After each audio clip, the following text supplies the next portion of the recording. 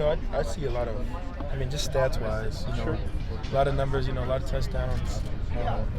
Pac-12 is full of great quarterbacks, so, expect that from them. Quick offense, hurry up. That's about it. What does he do well, and when you look at the film, what stands out about how he plays? I think he throws good balls. He puts them in there. The last game they got a lot of pressure. We're definitely watching that, keeping an eye on that. But I feel like he handles himself well. Especially coming into the Pac-12. I really respect what they're doing over there. So. After missing 3 weeks, what was it like returning to play? It was really 4, if you count, from San Jose, to, that week, and then another week, and then the bye, and then the whole week until the game. Man, it was a little weird for me, and I'm sure, a lot of people seen it, but I just didn't feel like myself, maybe hesitating a little bit, but that's just, me knocking off the rust. Even in practice today, I felt a little different today. So, just kind of taking it step by step, trying to keep my head down and keep working. So. How did your game conditioning feel throughout? I felt fine. When I wasn't playing, I was running every day, working out. So I'm conditioned. So good. What's your teammates' last game were you most impressed with? My teammates' last game? On the defensive side. I don't know, man. I'm seeing a lot of good stuff from the D-line, man. I love it. We had, I think, 6 sacks in the fourth quarter.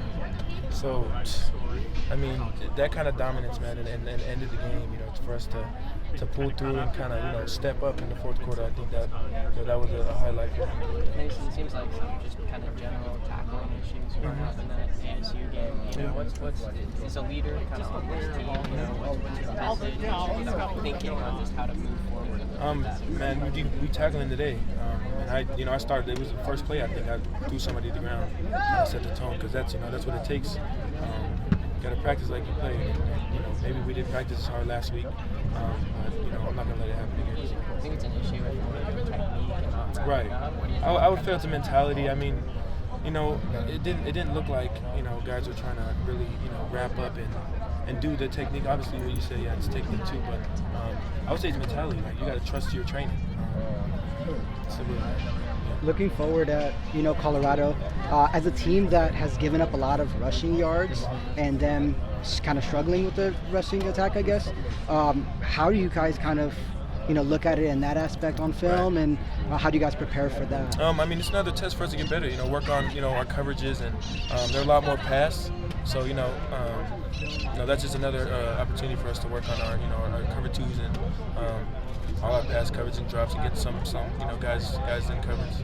Basically, it seems like Colorado is the kind of team that kind of thrives off, what people say about them and this and that. And, again, as a leader, is there an attitude that you want to make sure these guys kind of don't give them anything to feed off of or anything like that? We're worried about getting better as a team.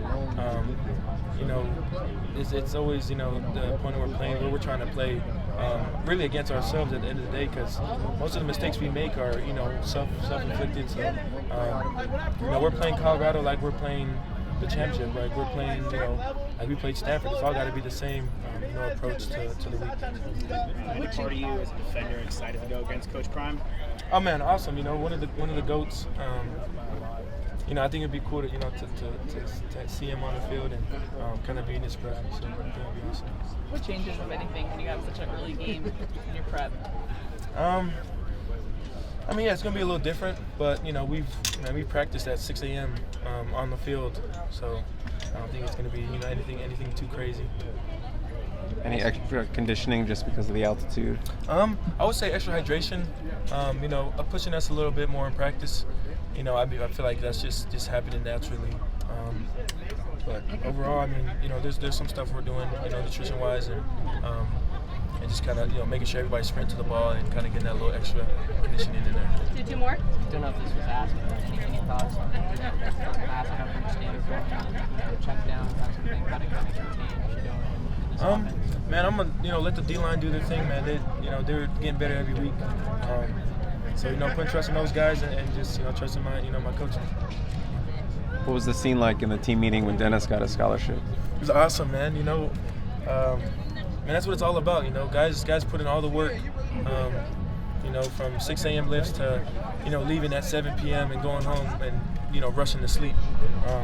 So, you know, for him to pay off, and, man, even just watching him make that 50, was it 53 in the game, man, I was hyped, man. So, you know, I love when, you know, guys get those opportunities, those blessings, man. It you know, it takes a lot of burden off him. What was his post-game speech like?